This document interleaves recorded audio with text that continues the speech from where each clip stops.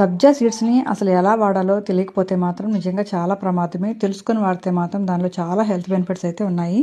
సబ్జా సీడ్స్‌ని ముందు రోజు రాత్రి నానబెట్టుకొని తీసుకుంటేనే అందులో ఉండే పోషకాలన్నీ కూడా మన శరీరానికి పూర్తిగా అందుతాయి.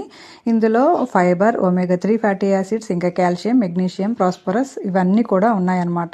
సబ్జా సీడ్స్‌ని రాత్రి నీళ్ళలో నానబెట్టుకొని ఎంప్టీ స్టమక్‌తో తాగడం వల్ల వెయిట్ లాస్ అవుతారు. ఇందులో ఫైబర్ కూడా ఎక్కువగా ఉంటుంది కాబట్టి ఎవరైతే మలబద్ధకంతో బాధపడుతున్నారో వాళ్ళకు కూడా అలాంటి సమస్యల నుంచి దూరం అవ్వచ్చు. ఇంకా మన బ్లడ్‌లో ఉండే షుగర్ లెవెల్స్‌ని కూడా కంట్రోల్ చేస్తుంది. ఇంకా మన శరీరంలో వేడిని కూడా తగ్గిస్తుందన్నమాట. సబ్జా సీడ్స్‌ని ఎలా వాడాలో, వాడితే ఎన్ని హెల్త్ బెనిఫిట్స్ ఉన్నాయో తెలుసుకున్నారు కదా. కానీ ఎలా వాడకూడదో ఇప్పుడు తెలుసుకోండి. ఫారెన్లో ఒక ఆవిడ సబ్జా సీడ్స్‌ని నార్మల్ వాటర్లో కలుపుకొని అప్పటికప్పటికే తాగేసిందనమాట. అలా తాగడం వల్ల ఆవిడకి సబ్జా సీడ్స్ అన్నీ కూడా గొంతులో అతుక్కుపోయాయి. దీనివల్ల ఆవిడకి బ్రీతింగ్ ఇష్యూస్ వచ్చేసాయి. చాలా ప్రమాదం అయిపోయిందనమాట. హాస్పిటల్లో అడ్మిట్ చేశారు. చాలా సీరియస్ కండిషన్లో ఉందన్నమాట.